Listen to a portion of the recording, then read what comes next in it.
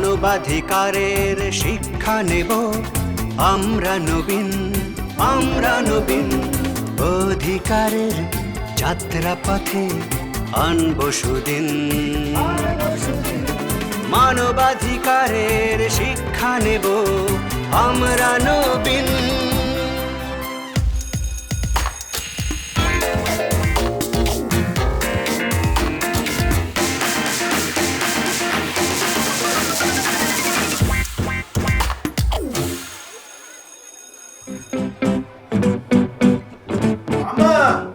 এসে পড়েছি আমরা তোমার পাঠশালার দিকে।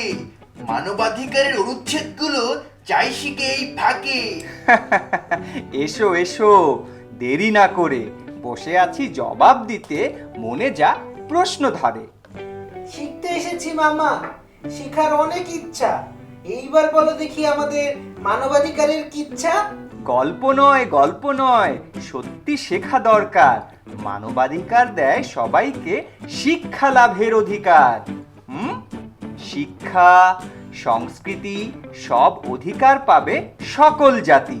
শুনে আসি এই বিষয়ের অনুচ্ছেদ দুটি। আমাদের প্রত্যেকেরই শিক্ষা লাভ করার অধিকার আছে। কমপক্ষে প্রাথমিক এবং মৌলিক শিক্ষা বিনা বেতনে হবে। প্রাথমিক শিক্ষা সবার জন্য বাধ্যতামূলক হবে। কারিগরি শিক্ষা এবং বৃত্তিমূলক শিক্ষা খুব সহজেই সবার জন্য পাওয়ার ব্যবস্থা থাকবে। আর উচ্চতর শিক্ষা মেধার ভিত্তিতে সবার জন্য সমান সুযোগের ব্যবস্থা থাকবে। ব্যক্তিত্বের পূর্ণ বিকাশ, মানবিক অধিকারসমূহ এবং মৌলিক স্বাধীনতাসমূহকে সুদৃঢ় করার লক্ষ্যে শিক্ষা ব্যবস্থা পরিচালিত হবে। জাতি, গোত্র, ধর্মের মধ্যে সহিষ্ণুতা, বন্ধুত্বপূর্ণ সম্পর্ক এবং সার্বিকভাবে মানুষের উন্নয়নের জন্য শিক্ষা ব্যবস্থা পরিচালিত হবে। কোন ধরনের শিক্ষা ব্যবস্থা সন্তানকে দেওয়া হবে তা বেছে নেওয়ার অধিকার পিতামাতার থাকবে। আমাদের প্রত্যেকেরই স্বাধীনভাবে সাংস্কৃতিক কার্যক্রমে অংশগ্রহণ করা, শিল্পকলা উপভোগ করা, বৈজ্ঞানিক অগ্রগতিসমূহ এবং তার সুফল ভোগ করার অধিকার থাকবে। কেউ যদি কোনো সাহিত্য, শিল্পকলা রচনা করে কিংবা কোনো বৈজ্ঞানিক আবিষ্কার করে, তাহলে তার রচয়িতা কিংবা আবিষ্কারক হিসাবে তার নৈতিক এবং বৈষয়িক স্বার্থ সংরক্ষণের অধিকার রচয়িতা কিংবা আবিষ্কারকের সম্পূর্ণ নিজেরভাবে থাকবে। তাহলে মামা, আমরা সবাই শিক্ষার অধিকার চাই। ভাগ্নি, এইবার শোনো শিক্ষা নিয়ে ঈশ্বরচন্দ্র বিদ্যাসাগরের বাণী। বিদ্যা হলো সব থেকে বড় সম্পদ। বিদ্যা শুধু আমাদের নিজের উপকার করে না, প্রত্যক্ষ ও পরোক্ষভাবে গোটা সমাজের কল্যাণ সাধন করে। মামা, ঈশ্বরচন্দ্র বিদ্যাসাগরের কথা আমরা তো অল্প অল্প জানি। বিদ্যাসাগর ছিলেন একজন বহু ভাষাবিদ। বাংলার সমাজের শিক্ষা ব্যবস্থাকে তিনি এমনভাবে সাজাতে চেয়েছিলেন যেন বাংলার প্রতিটি মানুষ শিক্ষিত হিসেবে গড়ে উঠতে পারে।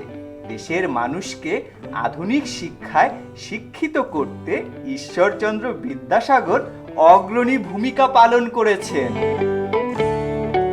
আচ্ছা, এবার বলো তো, তোমরা কি জানো বেগম রোকেয়ার কথা? মামা, তুমি সুন্দর করে বলে দাও না। তোমাদের বেগম রোকেয়ার কথা না বললেই নয়।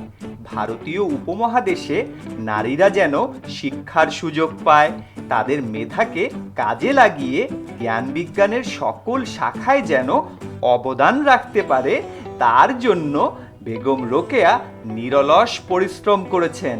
কঠোর নিয়মের বেড়াজাল ভেঙে মেয়েদের জন্য স্কুল তৈরি করেছেন। তাদের অনুপ্রাণিত করতে অনেক প্রবন্ধ, গল্প রচনা করেছেন তিনি।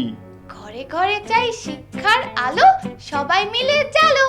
আর মানসম্মত শিক্ষা নিশ্চিত করাই হলো টেকসই উন্নয়ন অভিষ্ট এর 4 নং গোল, যার মাধ্যমে সবাই ধাপে ধাপে নিজেদের অধিকার সম্পর্কে সচেতন হবে। এবার বুঝলে কেন শিক্ষার কথা বললাম? অবশ্যই মামা, শিক্ষার আলো ঘরে ঘরে জ্বালো। হ্যাঁ, মানসম্মত শিক্ষা হলে আরো বেশি ভালো। আর শেখার বেলায় নারী পুরুষ, বড় ছোট কোনো বৈষম্য নেই।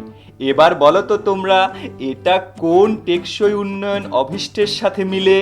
মামা, খুব সহজ। এটা 5 নং লক্ষ্যের সাথে সম্পৃক্ত, অর্থাৎ নারী পুরুষের অধিকার চাই। ঠিক, একদম ঠিক। বাংলাদেশে এরই মধ্যে সম অধিকার বাস্তবায়নের অনেক উদাহরণও আমরা দেখতে পাই। তা হলো 2021 সালে আন্তর্জাতিক নারী দিবস মানে 8 মার্চকে সামনে রেখে স্বাধীনতার 50 বছরে দেশে এই প্রথম টেলিভিশনে সংবাদ পাঠ করেছিলেন ট্রান্সজেন্ডার নারী তাসনুভা আনান শিশির।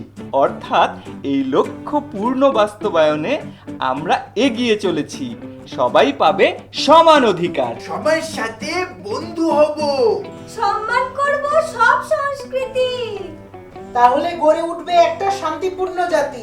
আর সেজন্যই তো স্বাধীনতার পর একটি শিক্ষিত ও সমৃদ্ধ জাতি গড়ে তোলার লক্ষ্যে সংবিধানে অনুচ্ছেদ 17-তে অবৈতনিক ও বাধ্যতামূলক শিক্ষা ব্যবস্থার কথা বলা হয়েছে।